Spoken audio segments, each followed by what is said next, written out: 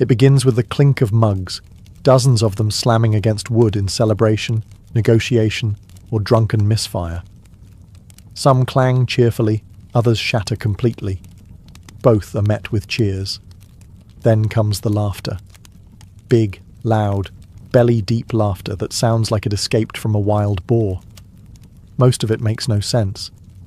A farmer chuckles at his own joke about hay. A knight giggles at the word pottage. A monk wheezes uncontrollably every time someone says duck. You learn quickly not to ask. Voices layer over one another, each louder than the last, fighting for dominance like roosters in a coop. There's arguing, storytelling, shouting about taxes, and at least one person misquoting scripture to win a bet. The bartender yells orders while swatting flies. A barmaid shouts at a man who tried to grab her, and someone keeps repeating, "Another round," like a battle cry. And in the corner, the bard. With a half-tuned lute and 3 missing strings, he plays the same 4 chords on loop, occasionally bursting into verses about lost love, found chickens, or noblemen who wore their pants backwards. No one really listens, unless he starts singing about someone in the room, at which point things get very entertaining or very dangerous. Someone spills something. Someone burps loud enough to make the rafters tremble. Someone else falls off a bench and keeps talking from the floor like it's intentional. In the background, dogs bark, a goat bleats. Why is there a goat? And chairs scrape across dirt like thunderclaps in a wooden cavern. It's not peaceful, but it's oddly rhythmic.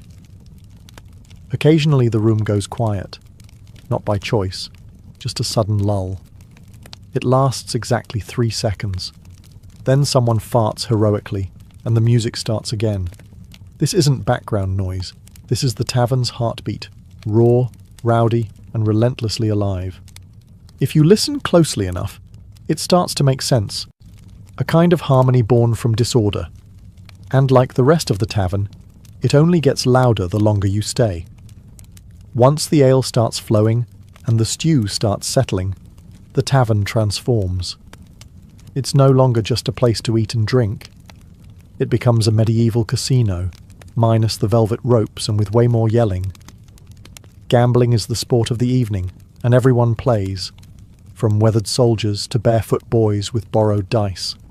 There's no dealer, no pit boss, no regulation, just a cracked wooden table, a handful of copper coins, and the vague promise that someone's about to lose their dignity. Dice are the game of choice, carved from bone, wood, or whatever was lying around.